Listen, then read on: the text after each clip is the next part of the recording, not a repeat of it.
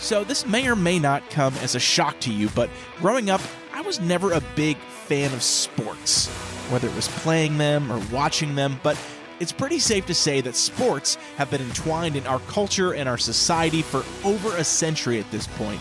But during the 90s, it was taken to a whole new level. Not only did you have dominant teams in all of the major professional sports, but you also started seeing the athletes in commercials, movies, TV shows. Plus, let's not forget about the huge uptick in merchandise. You had the clothing, the jackets, the action figures, the video games, you name it. On this week's episode of the podcast, Lou Carnevale makes his return, and we're diving a little deeper on the topic of sports in the 90s, from the players to the teams to the merchandise. This episode has actually been highly requested, and I'm so excited that we finally get to put it out there. So grab your favorite beverage and some Totino's pizza rolls and enjoy two very different perspectives on sports right here on Generation S. What is it? It's time to go back.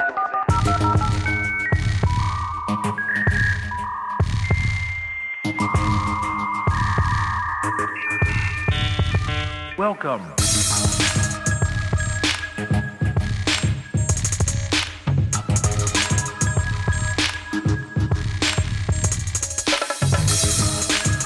Welcome back to Generation S. It's a podcast about growing up in the 90s and the early 2000s. I'm Dan Kemp, joined by my very recurring broadcast partner, Mr. Lou Carnevale. Lou, welcome back once again. Good to be back. Thank you for having me. Absolutely. Dude, we haven't done one of these in a while together.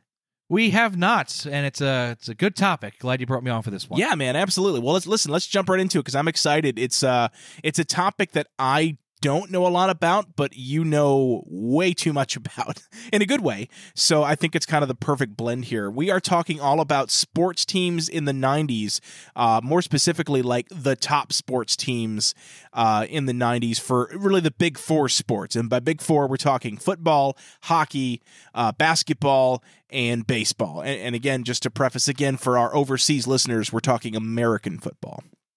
Yeah, NFL. Yes, correct.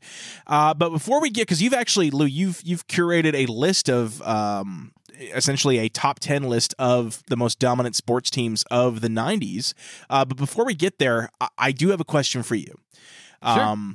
And I don't think I've ever asked you this ever, like before this podcast, and so I'm very curious.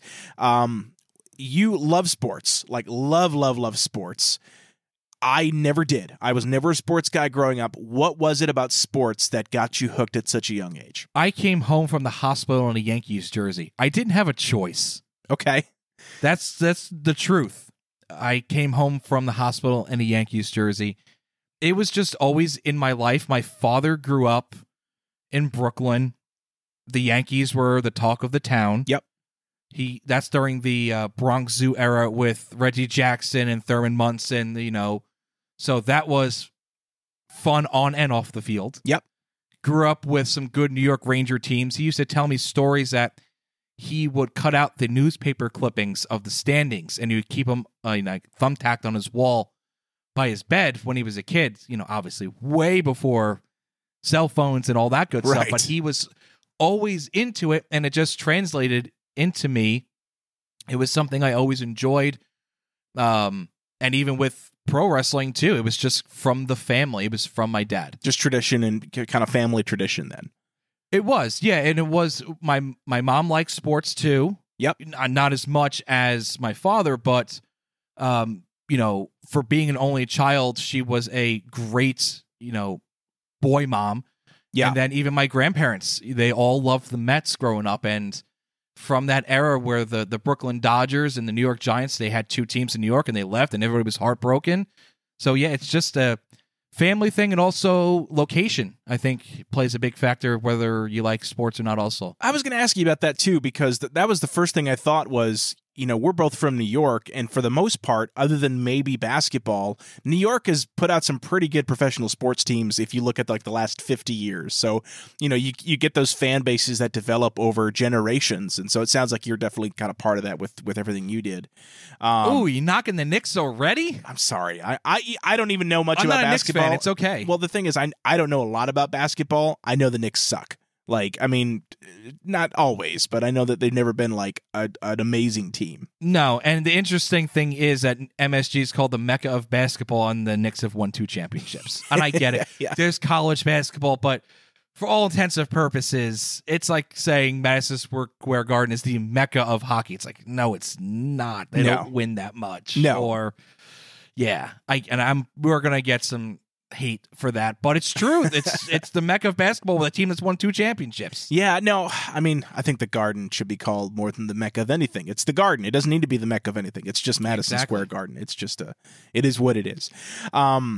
So I can talk a little bit about, like, again, so like my dad was a sports fan growing up, but he didn't really watch them like in my house much. I think maybe a little bit. Like I will say this, the only sport that we followed in our house for a while was like the New York Yankees. And to this day, my dad still watches the Yankees whenever they're on. He'll go to like all the spring trainings for the different players. He lives in Florida, so spring training is like a big thing for him.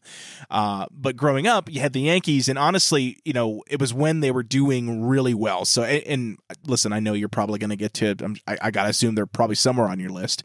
But the Yankees kind of dominance in the late 90s. To this day, I could probably tell you the starting lineup of like the 1998 New York Yankees because we did watch them. Can I? Yeah.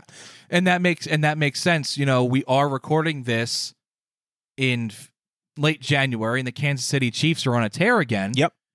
But not only does location help, but a winning team helps. You know how many new Kansas City Chiefs fans there are, not just in Kansas City, but nationwide, for worldwide. Sure. Yeah, oh yeah. And the same thing with, and I'm going to go into it for just a moment. I know we're talking 90s, but it's a prime example. Golden State Warriors. Nobody gave a darn about the Golden State Warriors until Steph Curry came on that team. Yeah. And there's going to be some teams on this list that you're like, yeah, they're great, but what have they done since? So location is important, but so is the actual team itself, which sounds silly because there are some states that have teams, but they just don't have that great of a following because they're just not able to put it together. Well, and that's the thing too. Like you said, like if let's say somebody's grandfather was a huge fan that we'll say going to football, like my dad loved the Oakland Raiders. It's because when he watched them in the 70s, they were really good. Or was it the 80s? I don't remember. My dad too, for some reason, loved the Raiders. But it's the same reason. They were a badass team. Yeah. With a badass owner. Awesome fans that looked like they were wrestling fans. Yes. With the shoulder pads and the face paint. They called the end zone the black hole. Yep. But that was cool. It was marketing before the term came out. But how many? So again, this was almost 50 years ago. What's been the ripple effect of that as far as future generations being sports fans? It's probably a similar story of like you get that one good team, you're going to have a few generations of fans, and hopefully within that time you've come back and been successful again. You can certainly hope. Let me ask you. So on this list here, or in general, when you're talking about sports like dominance, like teams that maybe not a dynasty per se, because I know that's a kind of a very definitive term, but teams that just really, really good for a very short period of time. What's been the biggest dry spell? Because again, I don't know a lot about a lot of these professional sports, but what's been the biggest dry spell for a team that was so good at one point and has been so bad for so long? From the 90s? In general, like what would you say, like in the overall span of time, what's been the biggest span of time between what was once a dominating franchise to they kind of suck? Oh boy. Well, that's kind of a gray area terms. They suck. I'm a Yankee fan, so you're taught as a Yankee fan when George Steinbrenner was running the ship of, yeah, we made the playoffs and we made it to the World Series. Did you win? No. Then we failed. Right. So my definition of a successful team is a championship. Okay. And there's smaller market teams like the Colorado Rockies. Like they made it to a World Series. That's great for them. Yes. But not New York, regardless if you're the New York Yankees or you're the New York Islanders. That's two ends of the spectrum in terms of the large amount of fan base. Hey, I'm realistic about the Islanders. The team that jumps out to me in terms of two things. They used to be dominant back in the day. They're in a huge market, and they have a massive following, is the Toronto Maple Leafs. All right, so hockey.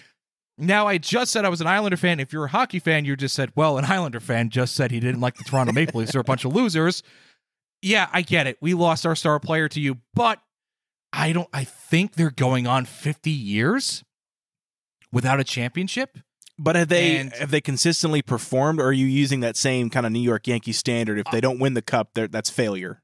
I'm going with, for them in such a large market, for the amount of money they generate and charge for their fans, you don't win a championship, that's a failure. Gotcha. Okay. And a big market like that, we're talking big market Sure. team, that's the one that jumps out to me. And the other one is the stupid Jets. Nothing since Super Bowl III, 1969. I'm looking at my Joe Namath autographed football in my living room. There you go. But yeah, that's another team that jumps out. If you're in a big market and you are making money and you are charging your fans an arm and a leg, especially now with borderline recession prices and everything. Yep. That's a failure. Now, if you're a small market team, like I said, the Rockies or the Arizona Coyotes or the Portland Trail Blazers, teams that aren't expected to do a lot, don't do a lot, but don't charge their fans a lot, that's a different story. Right. But if you're a top-tier team, top-tier franchise, top-tier market, and you're not producing, that's a failure to me. Well, it's funny you say that because, I live here in the kind of the metro Atlanta area, and the Braves have, the last few years, I think we can agree, they've been pretty good. Yes. They won the big one last year, but since I've lived down here for almost 15 years, I've never had to pay out the wazoo to go to a game. They're very affordable tickets for the most part. I think the only time where it felt like, oof, this is a little expensive was probably, I think it was summer of 21. So it was right before they won the World Series. And they were just having a very good season. But in general, they don't nickel and dime you, and it's very affordable to go to a Braves game. So would you call that, is that a small market team then? Or is that like a legacy franchise like the Yankees or the Red Sox or any of those? I wouldn't put the Braves in the same book as the Yankees and the Red Sox, and that's no disrespect for them, right? Or their fans. They are a more storied franchise in baseball, but in general, for Atlanta compared to New York prices, they're going to be a lot lower. Okay, and in general, because I remember I don't know if you remember this. We went to a game, and they were playing. It was right in the beginning of the season. I want to say it was like May, give or take, maybe even April. We went to the ticket window and we bought face value, like $25. We were like 10 rows behind the Phillies dugout, the visiting dugout, which surprised me to begin with. Yeah. And then the guy was selling beer and he had like a plastic mug and the handle was a tomahawk, which was awesome. Yeah. And I go, how much for that? And he goes, I want to say he said like $15. I go, great. And how much for the beer? He looks at me and goes, son, where are you from? I go, New York. He goes, it's $15 for the mug and the beer. I go, oh, it'd be $15 in New York for the beer and then another $15 for the mug. Yep. He's like, no, not down here, son. And he poured me the beer and it was fantastic. Still have it. Well, and have you been to a Falcons game in the new stadium? I did not in the new stadium. I went to opening day when you got married. That's right. Yeah, but that was still the Georgia Dome. So that was the Georgia Dome. What's really cool is the Mercedes-Benz Stadium is what it's called. The whole idea there is they make all of their concessions like super affordable, like normal prices. I've read that. It's amazing. Like we can go, and I think I got, for me and Beth, we went to a soccer game actually, and I think I got us like 2 beers and 2 hot dogs or sandwiches. I think we maybe paid $20, maybe 25 for 2 people for a beer each and food. So very affordable, and totally not a tangent I was expecting to go down, but there it is. Let's jump back to the 90s because sports, before we get to the dominating teams, I want to talk about how sports kind of I guess I'll use the word penetrated. I never like to because giggity. That's why. But the way it kind of just it was so mainstream, because I mean, here's the thing: sports were always very popular. Even before the 90s, when it comes to other things like, like clothing and other like merchandise. But I feel like the 90s took it to a whole new level. Is that safe to say? What are your thoughts? Well, I think so. I can't speculate. I was born in 86. Yeah. But I think the generations change. Like, for example, my dad would never wear a T-shirt with somebody's name on the back. Okay. He would never wear a jersey with somebody's name on the back. But that all kind of changed. I think ESPN had a very large hand in it. Yeah. For certain, getting up and having SportsCenter on, to the CNN of sports, so to speak, where it's always there. For the good, for the bad, for the in-between with ESPN. Mm-hmm. I could do a whole show just on ESPN. Yeah. The ups and the downs of it. But I think that certainly had an effect on it.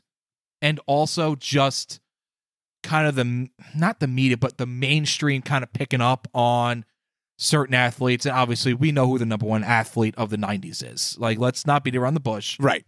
We know it's MJ. Of course.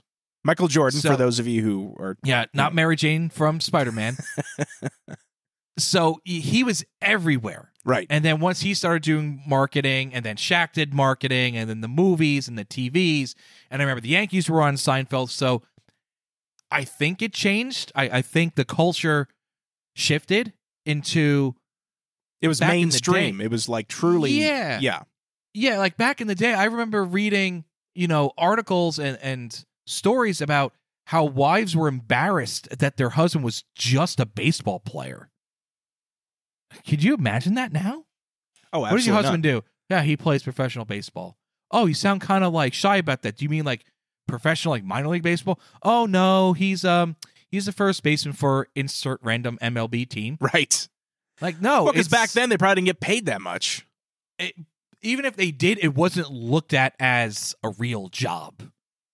Now it's looked at like, damn, even though it's not a real job, who cares? You're right. Well, if you're making hundreds of millions of dollars, I mean, geez, yeah, of course. Even if you're a rookie, your entry-level contract, you're making six figures. Yeah, easy. Mid-six figures. Yeah. And if you're a rookie, it means you're probably not getting a lot of field time, so you're not really risking injury necessarily. Oh, best job in the world is being a third-string quarterback for a superstar. Oh, 100%. Yes. You're sitting there doing nothing. Yes. You got the little you got the clipboard, you got the earpiece, and that's a good play, Tom Brady. Yeah, that's a great play. Yeah, go Patrick Mahomes. That's fantastic. Right? You're just sitting there. You get a Super Bowl ring. You get to go out and do whatever you want in the world. That's the best job to have. You get the anonymity too, because unless you're like you got diehard fans, like I couldn't name a single third-string quarterback, let alone more than one. You know what I mean? So. I'm a Jets fan. I can name my third-string quarterback because he had to play in a game this year. Did he win that game? No, but he got the crowd to pop. It was a Thursday night game, and he was built like a Viking, and he just barreled over the Jaguars. And yeah, that was great. There's going to be some Jets references in this, folks. I'm don't think they're all out of the way. They're there. They are good. They're going to be here. Well, good, because I missed them, quite frankly. So when it comes to let's talk clothing for a second here. So when you think of like the definitive clothing of the 90s as far as sports, what's the first thing that comes to mind for you? Those stupid starter zip jackets. Yes. With pouches in the front. So I owned one. Okay. I think mine was the New York Rangers, actually. Oh, nice. It was a New York Rangers jacket. I used to wear that when I would go skiing. Because it was very comfortable. It was very warm. Did you own any of the starter jackets? I know I definitely had, this is such a random team, the Carolina Panthers. Okay. Because I liked their colors when they started. Yep. I think I want to say they started 93, 94. That's off the top of my head, folks. Don't yell at me. Because, frankly, how many times are we talking about when the Carolina Panthers started? Right. I remember I had that one. I think I had a Miami Dolphins one, too, because I liked Dan Marino, probably from Ace Ventura. Yeah, that's the only reason I knew him was Ace Ventura. I know I think I had that one, but I know my dad had one because, my dad has passed away about 4 years ago, I think. Yeah. And we were cleaning out some stuff, and we did find his Yankees starter jacket. I'm like, I am keeping this. Absolutely. It does fit, and when the time is right, maybe a postseason game in October, I'll definitely be wearing that. But yeah, I had those for sure. Okay. So the one, I didn't have it, but the one that was most popular for kids in school, and again, I'm from New York, keep that in mind, was the... Can I take a guess? Go ahead. I was going to say Dallas Cowboys. No. Oh. I had a few, but no, the most popular was the Charlotte Hornets for some reason. What? Yes. Like, it was such a popular... I don't know if it Must have been the colors. I think so, because it was that purpley green, it was very 90s colors. I think it was the same color as the little swish on the side of the soda cups. Okay, yeah, I could see that. The colors, because I just was talking about the Panthers. Exactly. So I think that's the reason for it. But, I mean, in general, every team you could think of had a jacket. They definitely did. Yeah. So, but okay, so I'm glad we agree the jackets were like the definitive sports. Like, even if non-sports fans wanted one of those jackets, like myself included, obviously, because I had... Yeah, and you know what? Everything that's old is new again, so you probably have sports fans, not even real sports fans, that probably just want it because it's... the trendy thing to do is to have something that's older. Well, I think something that looks older. Well, but I think they're making jackets that are like that, not necessarily tied to the teams. Or maybe they are. Are they making those jackets again for these franchises? They probably are, and if they are, it's more than likely the NBA that's doing it, because that culture is really into that with the throwbacks. Yeah. I say that in a nice way because as a hat collector, full disclosure, the stereotype of women having lots of shoes, I have lots of hats. Oh. I am a hat collector. So the NBA really started the trend of bringing the snap. Another thing is the snapback. Yep. Was from the 90s. That went away. As quickly as that came on, that disappeared. It's been back, I feel, longer in its current popularity status than when it went away. Than the original was, because the NBA and Mitchell and Ness, which is a company that does a lot of these retro, hats and jackets and jerseys, they brought those back. I have a couple of snapbacks, and that's all because of the NBA. I feel because of the NBA. Yeah. And some of the teams I have are those wacky colors from the 90s. I'm up in, the capital region of New York, and I found a San Antonio Spurs snapback, like the old Spurs, colorful, purple, pink and aqua. They must have been looking at me like I had three heads. Like, why is this guy in upstate New York wearing a San Antonio Spurs? I'm like, I'm not a fan of the team. I love the logo because it's retro. Yeah. And so is the snapback. It's just cool looking. So, yeah. Now, sports... obviously, when it comes to fashion, it definitely, became part of that mainstream. But another area that I definitely have these, and I think you did too, is let's talk toys, action figures, right? You have the starting lineup action figures that I had a few of them. I didn't know who the players were, but I had them displayed on my shelf because I got them as gifts, and they were action figures. I'm assuming you had starting lineup figures. I did. I remember my dad having some of the Yankees. Probably the early 90s. We're talking the Don Mattingly, Bernie Williams, Danny Tartable. Sorry, I'm going down a hole. But those older Yankees, but when that home run chase of 98 happened. Yeah. Regardless of what you think about McGwire and Sosa in the steroid era, which probably could be another show, man, did that catapult MLB back into popularity in the United States, because they had the labor dispute. They canceled the World Series in 94. By the way, can I mention something about the 94 World Series? Sure. When else am I going to talk about this? Yeah. Can you guess the two teams that were in first place when the strike of 94 happened during the season? Strike of 94. Two teams. One of the both of the teams. In fact, I know that you've gone to both of these teams' home games. Home games? Home games. Well, I'm going to say the Braves then. Nope. No. Okay. Well, then I've been to a Yankees game. So there you go. There's Yankees. Okay, the Yankees were in first place, and who? National League, and they don't play in the country you live in. Oh, the Montreal Expos. Montreal Expos and the Yankees were in first place in 1994 when the labor strike happened.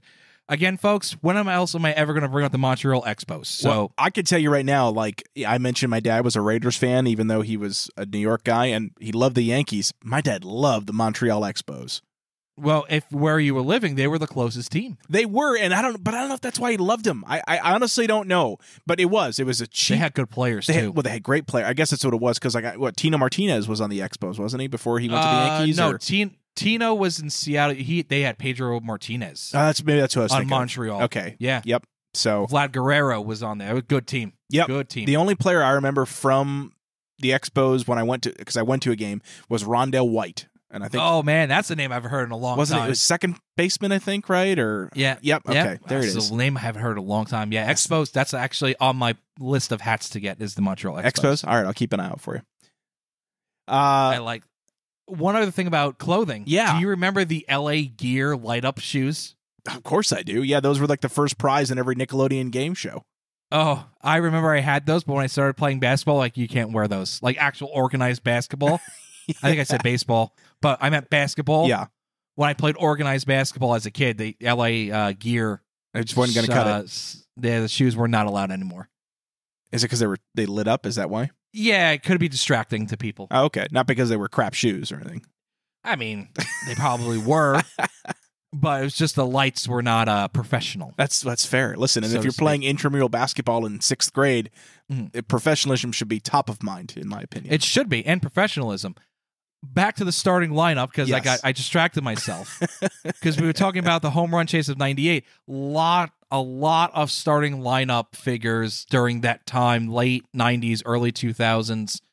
McGuire, Sosa, Jeter, Griffey, A-Rod, guys like that. And the terrible thing is, and the hockey players too. My dad loved getting the goalies. Yep. We had some football ones too. I remember Brett Favre for some reason was in like workout gear. Oh, weird. Yeah, very weird. These are all fresh in my mind because, again, I just cleaned out everything. Yeah. They're not worth a damn thing. No. Now, They're why do you think that is? They made so many of them? I think they made too many, and there's a difference to me between retro and outdated. Okay. Kind of going into video games for a moment, too. Yeah. Atari is retro. Tiger Electronic games never were. Right. Virtual Boy never was. So, also, right after starting lineup, you had McFarlane, the guy that made Spawn and all those action figures, like the really detailed, sculpted figures. Yep. He made sports stuff. Oh, I didn't know that. So you went from starting lineup being kind of kiddie looking and like, yeah, they don't move like an action figure, but they look like an action figure to, holy crap, like, look at that. I remember the first McFarlane I got was Mark Messier on the Rangers. Like, it looked like Mark Messier. Right. It was from a legit. distance, but just like the way it was sculpted, his jersey looked.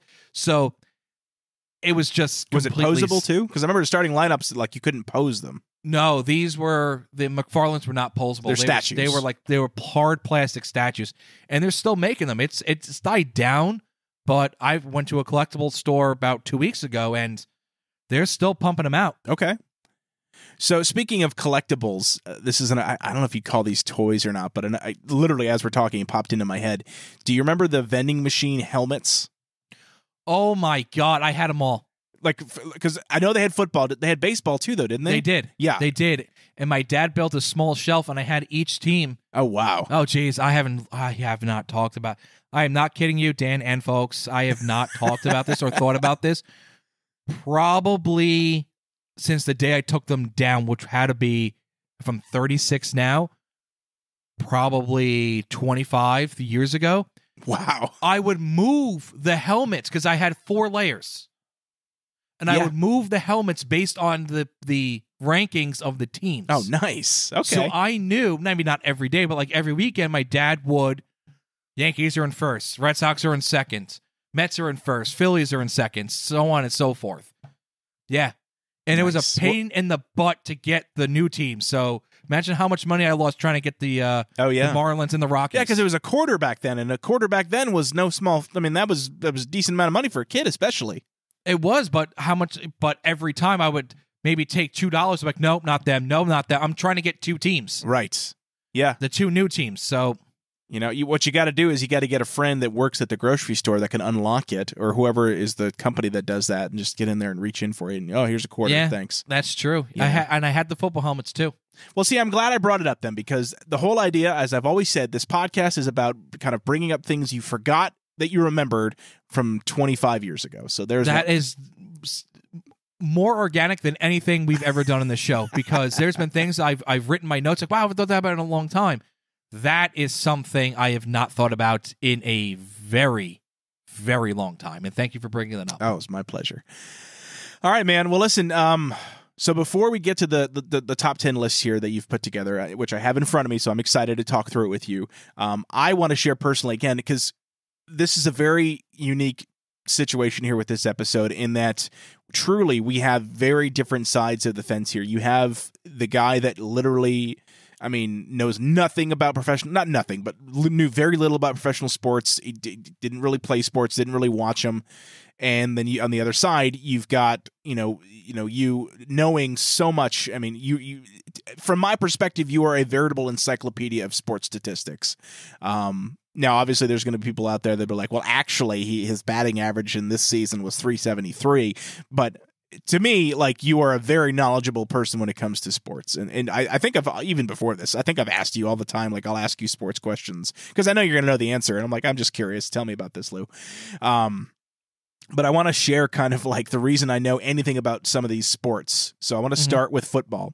So the only reason I know anything about football is because I played a game on the Sega Genesis called NFL Sports Talk Football. I don't know if Sports Talk Football? Yeah, because it had the commentary. Oh, okay. I don't remember who it was. Yeah, but it had Joe Montana on the cover. It's also the reason that I was a 49ers fan in the 90s. I didn't watch a single 49ers game. I hated watching football on TV. But I love the 49ers because they were the best team in that game. Anyway, so that's the only reason I knew any. Like, I could name pretty much every NFL sports team from the 90s because they were in that game. And I remember who was good and who was bad.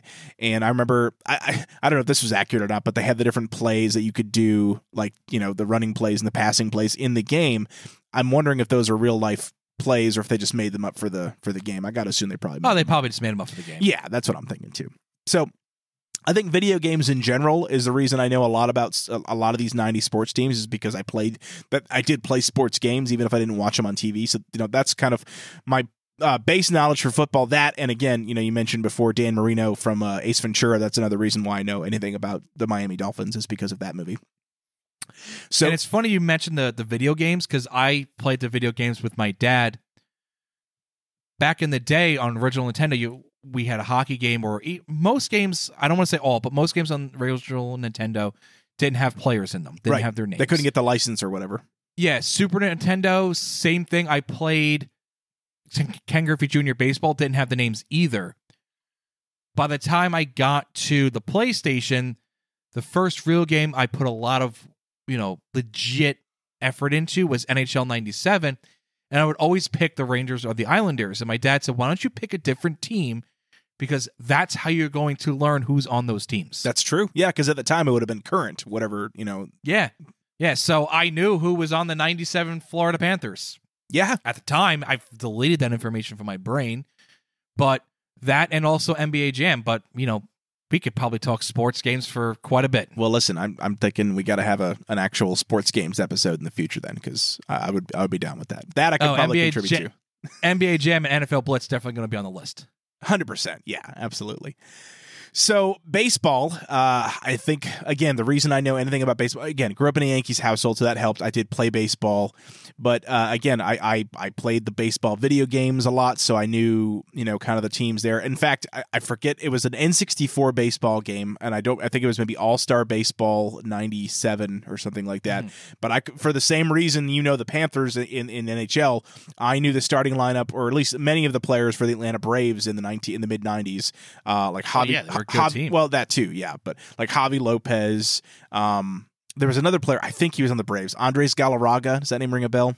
It does, but I don't remember if he was on the Braves. Okay, I think he might have been on the Colorado Rockies. What about Fred McGriff? Fred McGriff. Well, didn't he end up playing for the Yankees too, or he was always Braves? No, he was he Braves. Didn't. I think he went to Tampa Bay at the end of his career. Okay, so that's another. Yeah, so I remember I played RBI Baseball 1994 on the Sega Genesis. That was a licensed game. I remember RBI Baseball. Oh yeah, I remember that's another one where I knew the team. Like I that's where you saw like pictures of like Paul O'Neill. That's where I first saw Paul O'Neill before I watched him play. David Justice. God, who else? There's so many. King Did Paul O'Neill beat up the poor water cooler when he struck out in that game? Well, he was on the Cincinnati Reds at the time, so I don't. Oh, he was on the Reds. Yeah. Okay. So I couldn't tell you for sure, but yes, I do remember Paul O'Neill always having he was, that's I do remember that incident. That's why he fit in with New York so well. He had a bad day at the office. He went into the dugout. He beat the hell out of the water cooler, and every New Yorker went, "I wish I could do that at work and not get fired." And there it is, and he's still around the franchise to this day. He's a very calm, well-mannered broadcaster. He's great Commentator. Yeah, I've caught some of his games that he's called. He's very good. Yeah, you would have no idea. That's the guy that used to beat up the water cooler in the late '90s on the Yankees. Well, it's different times. Yep. People change. So hockey. The only reason I know anything about hockey as a kid was from watching the Mighty Ducks, and they had. I'm surprised by that because where you grew up is a hotbed for. Even they don't have an NHL team in the Albany region. That's a hotbed for hockey. No, I think I went to one game when it was the Adirondack Red Wings. It was the local team. That was it. So I think I like the Red Wings when it comes to pro hockey because of the Adirondack Red Wings. So I had, I had a team that I liked in every single sport. So again, football was the 49ers, baseball was the Braves because I had an aunt that lived down here in Atlanta back then. For hockey it was the Red Wings. Plus, I think the Detroit Red Wings were pretty good. So that was another reason they whenever I played the video games, they were always a top team. Yes, of course, I knew Wayne Gretzky as well, but I knew him back when he was on the Los Angeles Kings before he went to the Rangers, which I know he's, because he had a very good run there. But that's where I know hockey. And then what's the last one there? Basketball. So basketball, I know from playing NBA Jam, of course, because everyone played that game. Everybody played that. Listen, if you didn't grow up in the 90s and you're listening to us, thank you, by the way. Yes. But if you didn't, you need to know that NBA Jam, the popularity of that age group, at minimum, that age group, is equal to, you think Fortnite was big or was big? I don't even know anything about Fortnite or these games that the kids play now, but I know Fortnite is super popular. Yeah. NBA Jam was probably even more popular than that. Yes, it was on every system. It was on Game Gear. For crying out loud. Yes. It was in the arcades. It was in the movie theater arcades. It was everywhere. They've remade it as an arcade cabinet you can buy now. I know. I keep looking at it, but it's one of those games that is just one game, though. No, there's two on there, I think. Yeah, NBA Jam and NBA Jam Tournament Edition. Yeah. So it's still the same thing. But you can I have the remake they made on the Xbox 360? On Xbox 360. Yeah. And I can't remember what year it is. I have it. I it's fun. It's not bad. Yeah, it's great. Yeah. I really liked it. So, because it had updated players and all that, which was really cool. And, so I thought it was fun. All right. So, and then the other reason I know basketball, real quick, there's another game I did want to mention. It was on the Sega Genesis because, let's be honest, Sega always had the best sports games. Oh, hands down they did. Yeah, not even for debate. Dreamcast games, the sports games on Dreamcast. Oh, those were terrific. In 99, 2000, those 2K games. Yep. Oh, that's how they got started, yeah. That's how I bought a Dreamcast, was NFL 2K blew me away. Yep. So, but back on Sega for the NBA, they had a game called Tecmo Super NBA Basketball. Do you remember that game? I did not know. I remember Tecmo Bowl. Nope. On Nintendo. It was Tecmo NBA, or I don't know if it was Super or just Tecmo NBA. It was a Tecmo game because that was you had the Tecmo bunny on the screen and everything. Yeah. So I know it was Tecmo. And of course, so I knew a lot of players from that because you would, they'd have at least their initial. I do remember that was one game where you couldn't play as Michael Jordan, but you played it as a guy who had a bald silhouette and he had question marks next to his name and he was really good and you could put him in the game. So it was like Jordan. Yeah, MJ didn't let people have his likeness in the video games unless he was actually. I believe there was a game or two that was actually called Michael Jordan's one-on-one because or something he like that, got paid. I mean, you can't blame the guy if they're going to pay. I mean, so yeah. But so that and then the other reason I know any basketball players was from Space Jam. Okay. Now I haven't seen the new one. I didn't watch this either have I, and I don't want to. No, I have no desire to. But you saw the first one. Of course I did. I feel like every kid. I'm a 90s kid. Yeah. It was a 90s kid in a movie with Michael Jordan. Yes. And so, but that's how I learned about Patrick Ewing and Muggsy Bogues. And there's a few other players that actually. Oh, Charles Barkley. That was another one. I didn't really know him before. That's terrible. You left him out. Just terrible. Charles Barkley is fantastic. Yes. He's Oh man, I love him. Yes. So, and it is cool because you're seeing a lot of these 90s sports legends, still around the sport to this day and not seen as like a joke or whatever. You know what I mean? Like just, you look at like Shaq, right? I mean, granted, Shaq was definitely around into the mid 2000s. I mean, when did he retire? Was it late 2000s? I couldn't tell you because my team wasn't doing anything. So yeah, I know he's around a while. And the point being, though, is you've got these beloved '90s athletes that are still around the sport and being, valued, not just like being paraded around like, oh, look at this old player. It's like, no, Barkley does fantastic work on ESPN. Shaq is just an amazing human being all around. There's so many. So, and Charles Barkley loves hockey. He is a huge Coyotes fan. I did not know that. No, he loves hockey. Well, it makes sense. It's Coyotes though, because does he live out in Arizona still? I think he might, but it's good cross promotion because TNT has the NBA and NHL now, and he's on the cast for TNT, so it's really good. That's what I was saying. ESPN. He's on TNT. I misspoke. Yeah, I don't care for ESPN, but that's another thing also, before we kind of get to the list, is that really helps a franchise is if you have more than one. It's going to sound silly. Like, I can only speak for two teams, and one of them I actually don't even like. There's a lot of Ranger fans, New York Ranger fans. I got to be specific, not Texas Rangers. There's a lot of New York Ranger fans that are New York Knicks fans just because they share the same building. They're brothers. Okay. And vice versa. So that also kind of helps Team A, get some popularity from Team B, so to speak. Yeah. Is if they're really close in proximity, that they'll kind of like match up together.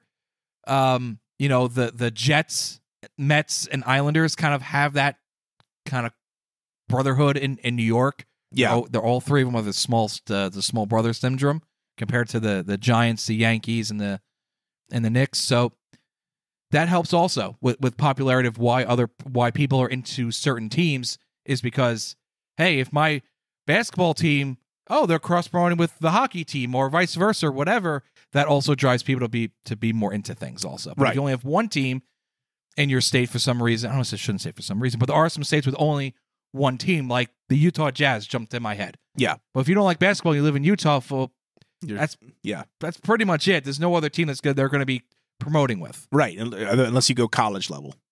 Yes. So, yeah, no, that's a good point. That's a very good point. All right. Well, listen, I think it's time.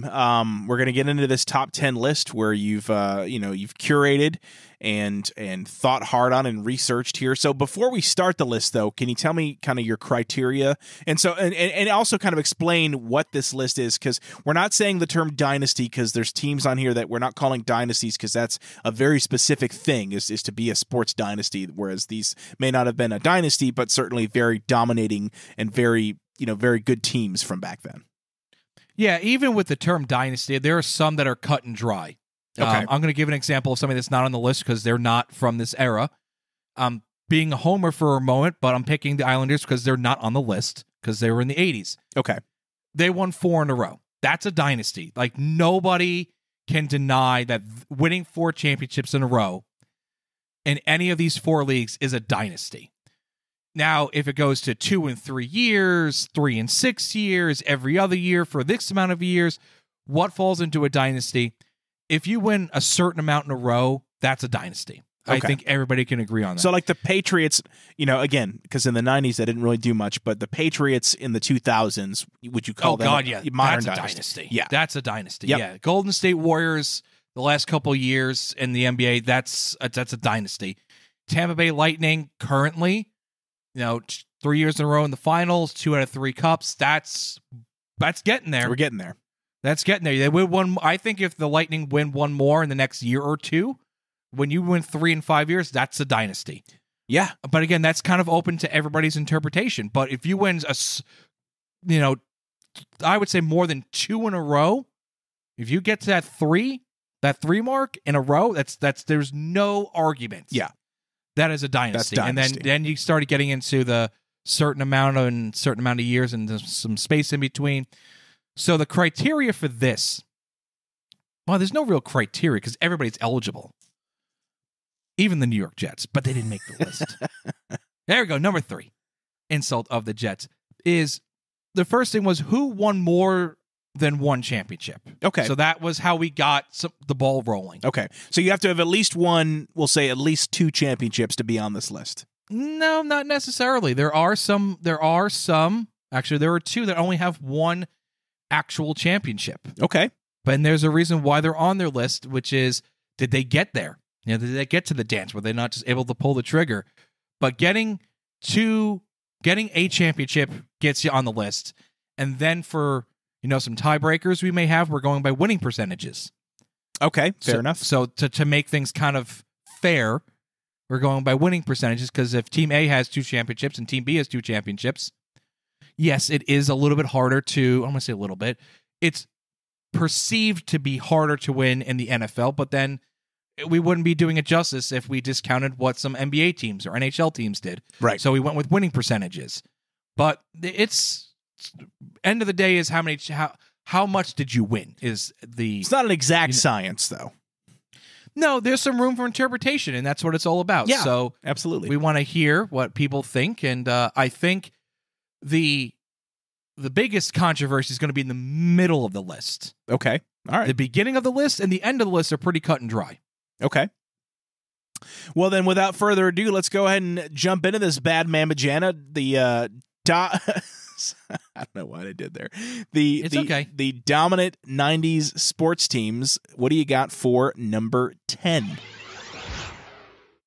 We're starting off with the NFL, and this is one of those teams that have one championship and one finals defeat. I'm just going to say the word finals because that covers everything. Okay. The Green Bay Packers. Oh, yeah. And that's one of those teams that I feel like a lot of people don't realize that the Packers, especially with Brett Favre, only got one championship. Yeah. So it's funny because he was so well known too, right? Yeah. That's interesting. Yeah. He's like one of the athletes of the 90s, one of the NFL players, and definitely top tier quarterbacks of the 90s. But one Super Bowl victory, one loss. He won Super Bowl 31, which was from the 1996 season against the Patriots. He won that. That's his lone Super Bowl win. And then he lost the following year, Super Bowl 32, the 97 season against the Broncos. So that's a little surprising. I mean, I knew he only won one. So did Aaron Rodgers. He's only won one Super Bowl. Yeah. So why? Let me ask you this: why would you put them on this list? I mean, obviously, winning a Super Bowl is a big deal, but it is. Why? What makes them? What made the Packers? Make it to the list? Because they got the one that they won. They won that one Super Bowl 31. All right, and then they went back in the same decade. But not only did they go back in the same decade, they went back the next year. Okay, so back-to-back Super Bowl appearances is a pretty big. Correct. Deal. Yes, it is. Yep. So Brett Favre's only won once. His one and done Super Bowl victory was for the 1996 season. Okay, fair enough. With number 10, the Green Bay Packers. Let's move on up the list then to number 9. Here you go. This is for you, Atlanta Braves. There they are. Now, this one is interesting because this almost didn't make my list. This was close to making a not so good top 10 list for teams in the 90s. It's weird. Really? Because the Braves, my subtitle for them is the team that was a divisional dynasty. Okay. They dominated the National League East in the 90s. It was just disgusting. Like the Mets and the Phillies, just disgusting. They didn't stand the chance. But here's the thing. Yes, they won their division, and yes, they won a lot of National League championships. They won the National League Championship in 91, 92, 95, 96, and 99. That's a lot. That's half the decade. Yeah. They went to the World Series. They lost 4 out of 5 times. They just couldn't. They just couldn't do it.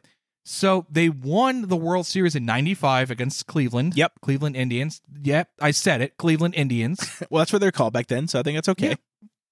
They lost in 91 to the Minnesota Twins. They lost in 92 to the Blue Jays. And they lost in 96 and 99 to the Yankees. Yeah. So, I mean, I could see them being on. I mean, they deserve to be on this list because they do have that championship. They've been to the finals. They've been to the World Series. Half the decade. That's amazing. But you also lost way more than you won in the World Series. So that also could be a criteria for most disappointing teams of the 90s also. Well, listen, Atlanta teams in general, I think choking is just part of their natural behaviors, like whether it's football or... Have you met a Buffalo fan that lost fair. 3 Super Bowls in a row? 4. 3 or 4 in a row? That's fair. Yeah, that's bad. And then the Buffalo Sabres lost. They lost a lot in the 90s, in the finals. That's true. That's Buffalo fair. fans. So, yeah, they're going to chime in and be tell you to get over it.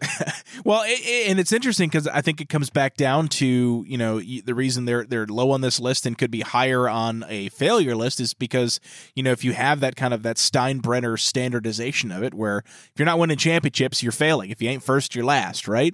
And by that definition, yeah, I mean, they look like, they have a terrible World Series record, but, lest we forget, they were also in the World Series for half of the decade. Exactly, and that's why they're on the list. Yes. If we were just going by championships won, they may not even be on this list. No, probably not, because they again, Atlanta sports teams choke. Yeah. They choke. It's just one championship, but you can't deny the National League East dominance and then the National League in general dominance. It has to go in there. And dare I say, even if they didn't win a World Series, they also might be on this list. If you went to the finals 5 or 6, 6 or, if they did a little bit more, it doesn't matter. That many deserve some recognition, but it has to be on both sides also. You did really good, but you also lost in the big dance too. I would say this. If the Braves were, the reason I think they should be on this list is because if it weren't for how good the Braves were in the 90s, I never would have knew who, Greg Maddux, Tom Glavine, Glavine, Chipper Jones, Fred McGriff, another one. So I feel like, I agree. I think they definitely should be on the list, but compared to some of the other ones here that I'm looking at, maybe not as dominant. So with that, let's just keep going. Then we move up to number 8, the Pittsburgh Penguins. So and hockey. Talking about hockey and some dominance here with 2 players, Mario Lemieux and Jaromir Jagr. Man, that is a heavy 1-2 punch. Yeah, I actually know both of those players. So they got 2 championships, and they were back-to-back. 91, they defeated the Minnesota North Stars, who are now the Dallas Stars. Even though Minnesota has their own team, Minnesota North Stars moved to Dallas and became the Dallas Stars, and then Minnesota got their new team, the Wild. So just kind of the Wild are not the same team technically as the North Stars. Right. And they won the next year. They swept the Chicago Blackhawks. So back-to-back championships, first on the list to get that. There's some more coming up. But we have to start, like I said, I want to put a disclaimer out there. There are some teams that have the same amount of championships. This is one of them. They are at number 8 because back in the day, during this time period of the NHL, games could end in ties. Oh, they didn't have the overtime and the shootouts. They didn't have the shootout. It just ended in ties. So technically, I wasn't able to calculate a winning percentage because there was ties. Right.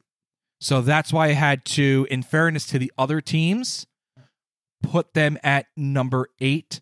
Now, I think, and without looking at the winning percentages, this team is more dominant than the next, well, definitely the next one, and the next one after that. Is there one more?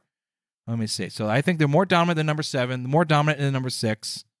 Yeah, I would move them up 2 spots, but I got to be fair and go by winning percentages. Okay. So that's why they're at number 8 because of the ties. Fair enough. All right. Well, then, without further ado, let's keep on going then with number 7. The Toronto Blue Jays, not the Maple Leafs.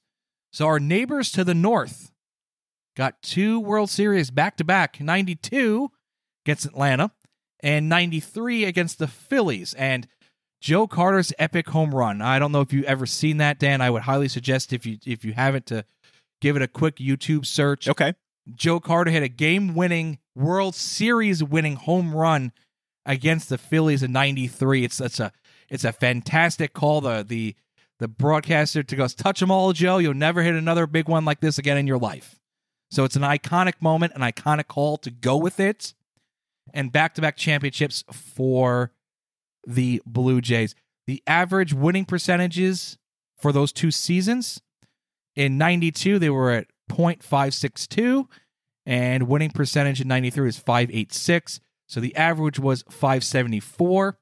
That's important because the next team on the list, same amount of championships, so we had to use those stats to find out who technically was more dominant with the amount of victories they had. Okay, well, fair enough. Then let's keep going. Then, what do you got for number 6? This one surprised me. Doing my research, I know this team won. I know they won in 94 because they beat the Knicks, but I didn't remember. Not only did they win another one, they won it the next year. So, to me, this is the team on this list that is, at least to me, was forgotten and doesn't get the respect from the 90s that they deserve. The Houston Rockets. Oh, yeah, okay. 2 NBA championships. 94 against the Knicks, 95 against the Orlando Magic and Mr. Shaquille O'Neal. Interesting thing is, they won when there was no Michael Jordan on the floor.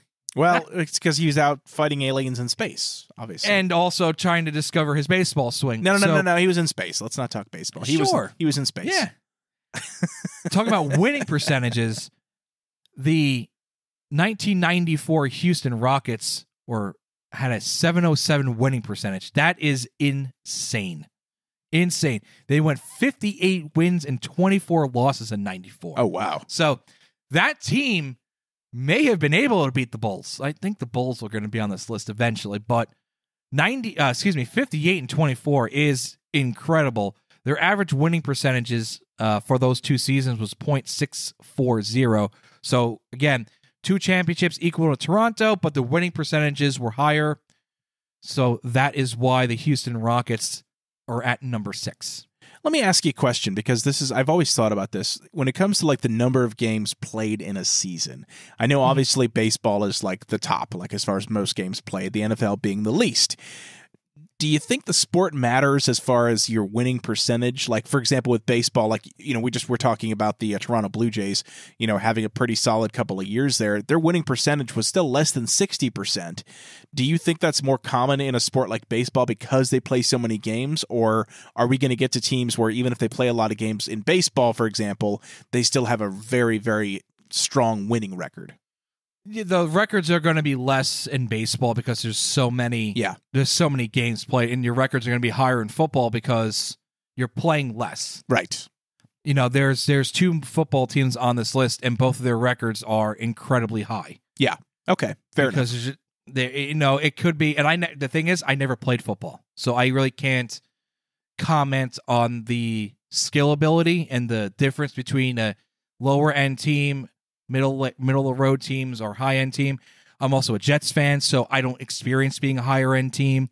So I'm used to being in the middle or the bottom. Gotcha. Fair enough. Okay. Well, then, without further ado, here let's talk about number 5. And here we go into the NFL again. John Elway gets his 2 rings and rides off into the sunset. So the Denver Broncos, 2 Super Bowls, 2 back-to-back. So they won Super Bowl 32, the 97 season. They beat the Packers. Their record was 12-4, 750. And then they won Super Bowl 33, 1998. Sorry, against the Atlanta Falcons. Oh, there it is. 14-2, 875 winning percentage. That's pretty dominant. Yeah, so that's so we had 4 teams at 2 championships apiece, and that winning percentage, you can't be ignored. Yeah. No, cannot be ignored. At 875, going 14-2. So the Denver Broncos, dominant back-to-back victories, dominant seasons. They are number 5. Yep. And John Elway, by the way, I actually did have a John Elway poster on my wall as a kid. I did not know he played for I knew he played for the Broncos eventually when I got the poster, but do you know how I first knew John Elway? Probably from a video game. Nope, not a video game, actually. And we'll see if this is another one that you totally forgot about. Do you remember the old Vortex football commercials? Oh my God. I remember it. Yeah. But I don't remember it was John Elway, so I guess it was John Elway. The John Elway, he would throw the Vortex Howler, and I had one. Oh my God, wait, was that why it was orange and blue? Yes. Oh, well, I don't know for wow. sure. I suspected, probably. Yeah, probably was. But the whole idea was that he could throw that football the length of the field. He could throw it 100 yards, and you're like, oh, if you throw this football, you have the power of John Elway. And I have no doubt John Elway was able to throw that like 125 yards. I don't doubt it, yeah. So, but anyway, that was the football of choice on our blacktop recess football games was the Vortex because we could get some. Yeah. Yeah. I remember that thing. Yeah. Oh, good times. Good times. So you legitimately didn't know I was going to say that? No, I didn't. And now I'm thinking about we would use that ball just to goof around, but when we actually wanted to play at recess, yeah, we had like the mini footballs and they had like team logos on them. Oh yeah. Oh, they still remember make those? Yeah, I have a Falcons one outside right now for the kids. Yep. There you go. Was it foam or was it like inflated? It was inflated. It was rubber. Okay. Yeah. Yep, I we had a can't Bills remember one. which ones we had. I remember that we used the Bills one after the Vortex got landed on the roof at school. Oh, jeez. Yeah, I think I had a Panthers one. It was gray and aqua. What sucked about that is like if you're trying to receive a kick and you catch it wrong, especially if it's like cold outside in the winter, like, oh man, you catch that football wrong, your fingers bend the wrong way. Oh, it hurt like a mother. Yeah, Northeast problems, right? Brutal. Oh, yeah. Anyway, I'm glad I could bring that memory up because, yeah, when else am I going to talk about Vortex footballs? All right, man, we're in the top 5 here. That was number 5 with the Denver Broncos. Let's move on to number 4.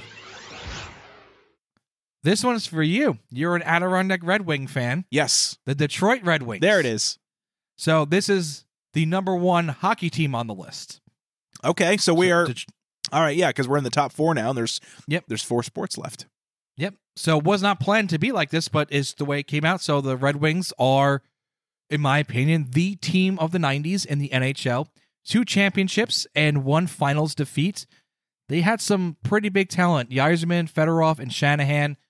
I have 2. I think I have 2. Shanahan and Fedorov I have autographs of. I don't think I have Yzerman. Very dominant. They were, other than the Rangers in 94, who are not on this list, because they only got that 1 championship. Yep. This was the team that really got me into hockey, because I remember watching the Red Wings and the Dallas Stars and the Colorado Avalanche in the late 90s, early 2000s. And, man, those games were wars. Those games were wars. Or maybe they weren't, and the broadcasting made it seem to be, but I was all in and watching the Red Wings. I knew they were a good team. Yep. So they won in 97. They swept the Flyers. They won in 98. Swept the Capitals. Back-to-back and 8 in a row. That's also impressive. Oh, yeah. 8 in a row. 8 straight Stanley Cup game victories. Yeah. And then in 95, they lost to the Devils. Well, obviously they lost to the Devils first. Right. But they lost in 95 to the Devils. So the cool thing is, at least for you, you were up where they were playing the Adirondack Red Wings were playing. That was the top tier minor league team. So you saw probably not the top guys, but your third line guys, your fourth line guys definitely filtered through where your minor league team was at the time. Oh, I'm sure. Yeah, absolutely. I mean, and they were so popular. Like we had a whole thing. They called it Reading with the Red Wings. That was like the thing they did in school, where instead of a pizza party, if you like read a number of books in your class, you got tickets to go see the Adirondack Red Wings, and it was amazing. It was like the coolest thing ever. You know what's interesting, because we're not talking about hockey again on this list, so I do want to bring this up before we move on, is when I think like the greatest hockey player in the 90s, I honestly, or I should say the only player I really knew was Wayne Gretzky. Oh, yeah. And yet, everybody knows Gretzky. Yeah, but the thing, he's not on this. I mean, he's didn't play for either of these teams that are on this list here. Like so that's interesting, is that I guess hockey is, any sport is not just a one-person sport. But I mean, but maybe, but that's the thing is like, so Gretzky was not on. I mean, did he win any Stanley Cups in the 90s?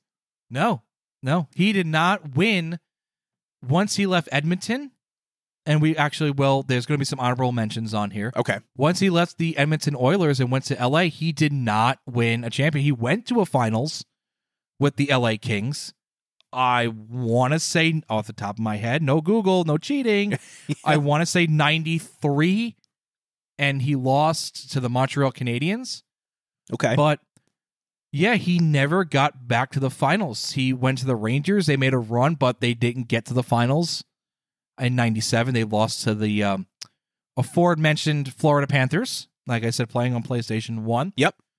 But yeah, Gretzky was not able to get that team built around him to make that run. That's interesting.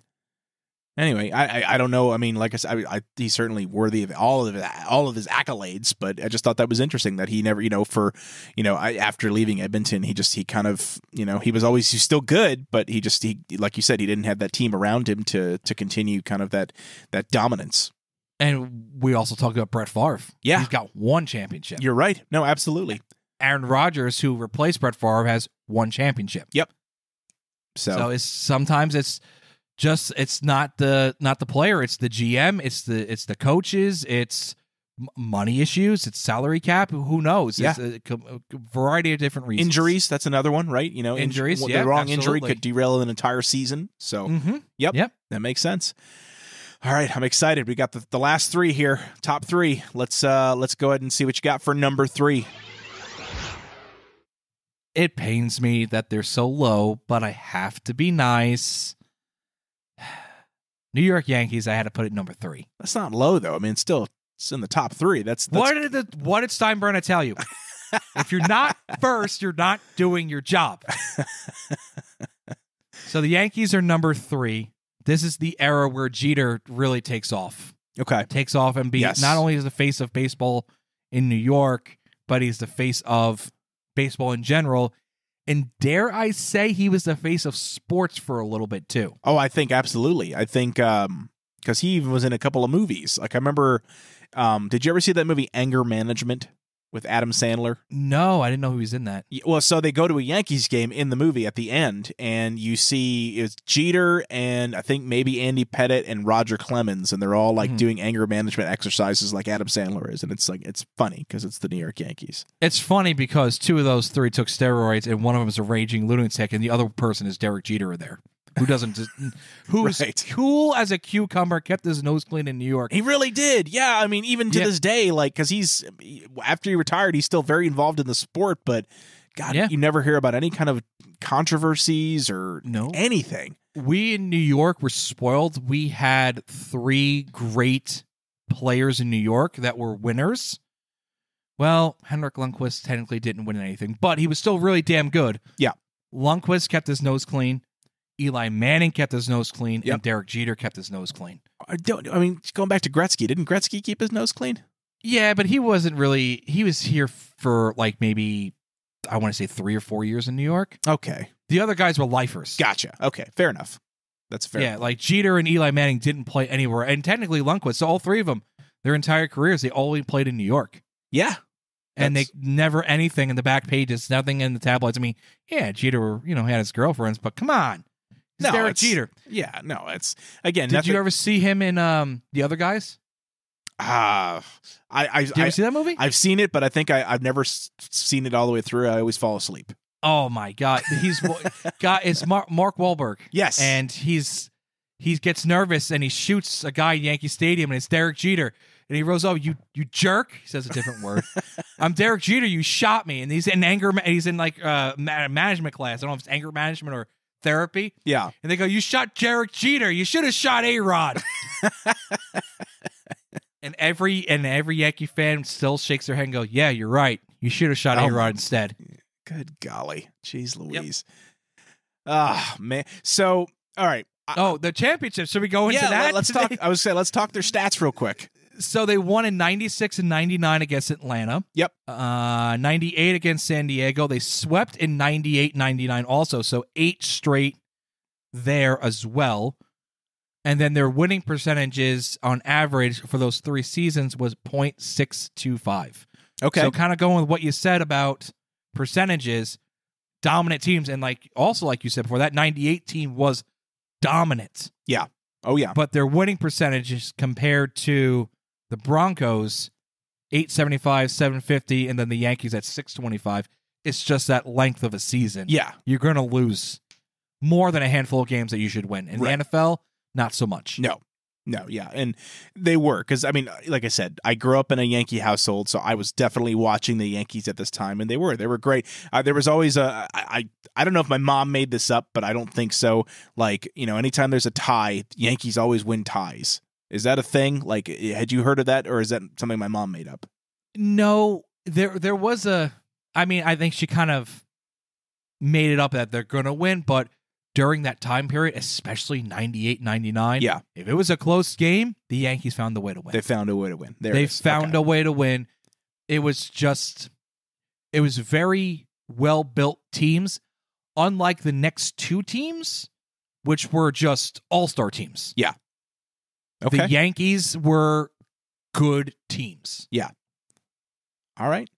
Well, then, without further ado, I feel like I've said without further ado a lot. That's okay. It's okay. Without further ado again, what do we got for number 2? How about them Cowboys? There it is.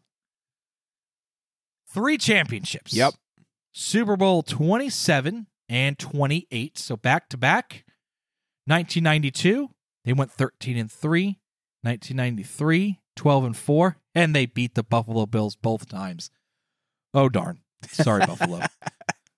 Super Bowl 30, the 1995 season, they went 12-4, and they beat the Pittsburgh Steelers, who surprisingly did not win a championship in the 90s. I always feel like the Steelers are in contention, but I guess that this wasn't their decade. Yeah, I actually had a few kids that I went to high school with, and teachers for that matter, that were like diehard Steelers fan. I still have friends to this day that are diehard Steelers fan. Why is that? Like, it's just they were decent. Our college professor was a Pittsburgh. Yeah, but he's Steelers from fan. Pittsburgh. This is like people that I grew up with in upstate New York. I mean, for front runners, I guess, and they were consistently good. Why do you still have Dallas Cowboys? I'm going to go into it later, but I will answer that question in a few moments because there's something I want to go on with that. One other note about the Cowboys. First team in NFC East history to sweep all division opponents, home and away. They went 8-0 against the Giants, Eagles, Redskins in 1998. That is ridiculous. Oh, and the Cardinals. Yeah. That was ridiculous. Just your entire division? No. Just wipe the floor with them. At home and away. So, yeah, they were certainly, and again, talking about all-star teams, Troy Aikman, Emmitt Smith, just to name a few.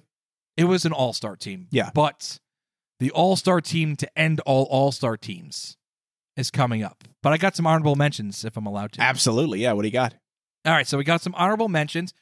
You mentioned Gretzky. So the Edmonton Oilers, they won in 84, 85, 87, 88, and their last of their dynasty Okay. was in 1990. Okay. So they did win a championship in 1990, but that was it. That was the last of it. So that's worth pointing out that their dynasty started at the end of the 80s. The other thing I want to point out is 80, 81, 82, 83, New York Islanders, 84, 85, 87, 88, 90, Edmonton Oilers. You had almost 11 years of hockey where majority of them were won by 2 teams. 2 teams. That's pretty impressive. Crazy. Yeah. That's crazy. Mm-hmm. Another note about the NHL is the Colorado Avalanche won in 1995. Okay, good for them. Why are you saying that? That was their first year in Colorado. Oh, they okay. moved from Quebec. Yeah. And they were the Quebec Nordiques. Again, when else am I ever going to talk about the Quebec Nordiques? I don't remember them. They were a major, like they were a... Yeah, they were an NHL team. They were the other Montreal team. Excuse me. Interesting. I'm sorry. I worded that wrong to our Canadian fans. They were the other Providence of Quebec team. Fair enough. There it is. Yeah. Because it's the Providence and Montreal's the city. Yes. So Quebec had 2 teams, the Quebec Nordiques and the Montreal Canadiens. Big brother, Montreal. Little brother, Quebec. Quebec moved to Colorado, and in their first year in Colorado, they won the Stanley Cup. Could you imagine your team getting up and leaving, which is heartbreaking enough, and then they go to their new city and they win the first year? Oh man. Yeah. That's brutal. For a Quebec fan, yeah, that's got to be rough. For any fan. Yeah. For any fan that's ever lost a franchise. Yeah. Could you imagine being a fan? Could you imagine?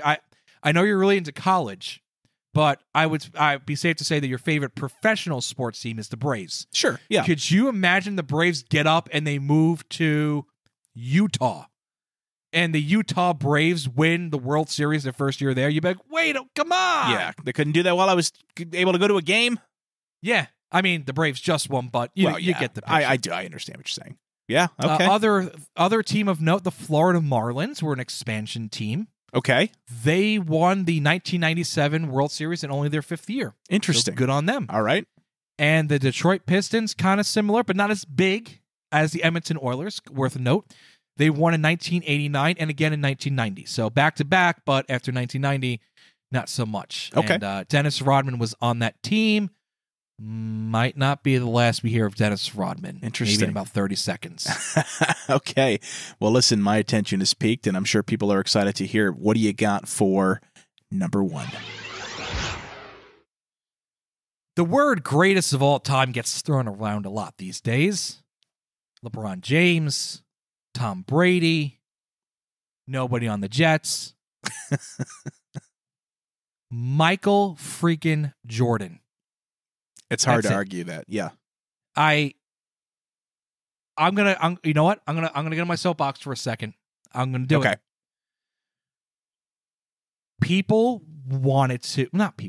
Athletes wanted to play with Michael. LeBron wants others to play with him.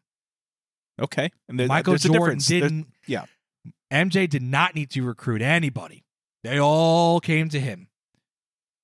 He didn't need to take his talents to South Beach and build a friendly team. And these athletes wanted to come play with him. So Dennis Rodman, Scottie Pippen, Kukoc, Kerr, Horace Grant, I'm sure there's other people I'm forgetting off the top of my head, wanted to play with Jordan. And here's the thing, he didn't lose. Did not lose. 6 finals appearances, 6 championships. That's crazy. That's a double dynasty. It is. It is a double dynasty. And the only time they didn't win is when he literally decided, I don't want to play anymore. Now, we did mention the Houston Rockets in 94. That team, I don't know would they have beaten them. I'm not a basketball expert. I will say I'm a baseball expert. I'm a newer hockey expert. I can't tell you for sure. There's probably somebody out there that definitely knows. No, they couldn't have, or they could have. It would have been a darn good matchup. Oh yeah, with them in the West. They wouldn't have met in the finals, but 91 versus the Lakers, 92 versus the Trailblazers, 93 versus the Suns, 96 versus the Seattle Supersonics. They don't even exist anymore. They're the Oklahoma City Thunder now. Yep. And 97 and 98 versus the Utah Jazz. I mean, we're not even taking into consideration like we said earlier in the show, the cultural significance of some of these athletes. Yeah. The Bulls, if they won just 1 or 2 championships with the cultural impact Jordan had, would be on this list. Yep. If Jordan had no cultural impact and he just played basketball and won 6 championships in 6 tries, he'd be on this list. Yep. Both of those, forget it. Yeah. And on a personal note, the 93 matchup against the Phoenix Suns, that's my earliest memory of basketball. Really? I don't know why, but I do remember watching the Suns and the Bulls. And another thing from the 90s, how awesome, if you remember this, Dan. If not, go give it a goog. That NBA on NBC theme song. Yeah, I don't know it. I'll have to look it up. Oh, man. When you're done, you got to listen to that. Okay. Basketball fans from the 90s know that NBA on NBC theme song. It is fantastic. So that's the number 1 team. Yeah. So like I said, the end of the list, meaning the top teams, wasn't that hard. I knew it was going to be the Bulls. Yeah. When I got the data, I knew that the Packers and the Braves with their 1 championships were going to be on the list. And towards the beginning, that middle of the pack with those 2 championship teams, That's why I had to bring out those winning percentages. But the Bulls at number 1 to pretty much the surprise of nobody. Yeah, no, I knew they were going to be on this list even before we started talking about, making it a list. Like we were going to talk about the Bulls, and yeah, so not surprised they're on the list. Still not surprised they're number 1 because they were a dominating franchise in an era. Well, really of all time, they're probably the most dominating franchise, other than maybe like the Lakers. Like, I mean, you think of like the dominating teams in the NBA, at least it's got to be the Bulls, right? Yeah, there's no argument. They're up there. It's the Lakers, it's the Celtics, yeah, it's the Bulls, but that also leads to some other fun facts and closing thoughts I have. Yeah, and questions. So here's some fun facts about the 90s. Okay. Only one NBA Finals went to a Game 7. The Houston Rockets defeated the New York Knicks. Okay. In 1994. All right. Also, in the NHL, only one Stanley Cup Final went to a Game 7. Here's the ironic thing. Also 1994. Interesting. Also involving a team from New York. Huh. Also a team that played at Madison Square Garden. Well, but it is the mecca of hockey and basketball and everything else. Oh, sure. It's the Rangers. The Rangers beat the Canucks in 1994, Game 7, and I could say this because my dad didn't have an aneurysm in his life, God bless. But if he did, it would have been if the Rangers lost in Game 7 to Vancouver. They went 54 years before they got a championship, so that's why it was such a big deal. Sure. But New York was one game away from a dual championship, but not to be. We had 2 Super Bowls in the 90s that featured matches with teams representing the same state. And notice I said representing because we all know the Giants and Jets don't play in New York. I get it. I know Buffalo fans. Congratulations. You are the only team that plays in the state of New York. But you know what? You're also the only team that doesn't have a Super Bowl. Because Super Bowl 25, 1990 season, the Giants defeated the Buffalo Bills. And then Super Bowl 29, 1994 season, your San Francisco 49ers defeated the San Diego Chargers in a Battle of California. The Stanley Cup Finals, ready for this? Yeah. 95, 96, 97, and 98. This was crazy. 4 years, 4 Stanley Cups in a row, all sweeps. Wow. That is one of the biggest shocks of me putting together this list was, really? 4 in a row? 4 in a row. Yeah. So, some dominant teams there. And then the Bulls won 3 in a row twice. The closest any team has come to matching the Islander dynasty of 4 in a row. That's not me being a ham bone. It's literally a fact of nobody's won 4 in a row since 80, 81, 82, 83. But the Bulls, if Jordan stayed, they would have done it. There is no doubt in my mind they would have done it. No, agree. If not, and even if that Houston Rockets team in 94 dethroned them, they won another 3. So, yeah. I mean, yeah, I think they would have done it. Yep. No, it's the more we talk about it, the more they're cemented in that legacy. So, yep. Oh man. Well, listen, this was a lot of fun. For a topic that I really don't know much about. I feel like we're well over an hour at this point. So I feel like we've definitely covered a lot of ground here. Everybody's got their info that they need now to go to bar trivia night. There it is. Absolutely, man. And they have you to thank for it. It certainly wasn't me. So glad I can help. Yeah, man. I really appreciate that. Well, listen here, before we wrap up, any kind of closing thoughts you want to talk about with, just sports in general or anything like that? Not really. Okay. I mean, the 90s were a fun time. I think the video games exploding and getting more popular certainly helped it. Yep. But I just have warm, fuzzy feelings when I think about watching sports in the 90s. And when I go to my family's Super Bowl party and they have a bunch of TVs all set up, I'm the whack job that sits in front of the one tube TV because I like watching football on an old tube TV. Oh, some nostalgia there for sure. Absolutely. Man. Absolutely. Yep. All right, man. Well, listen, that's going to wrap it up for this episode. I definitely wanted to record this to kind of come out in time for the Super Bowl. So that's why it's going to be, that's why we're putting it out in February. So thank you so much, Lou. I really appreciate you coming out and hanging out with me again for this. And guys, listen up here. So this episode, I mean, I don't want to assume anything, but let's be honest, this one's probably for the fellas. So, but I've got great news. Ladies, if you're listening, next week's episode is all for you. Next week, Laura and I are diving into the wonderful, lovely world of rom-coms of the 90s, romantic comedies.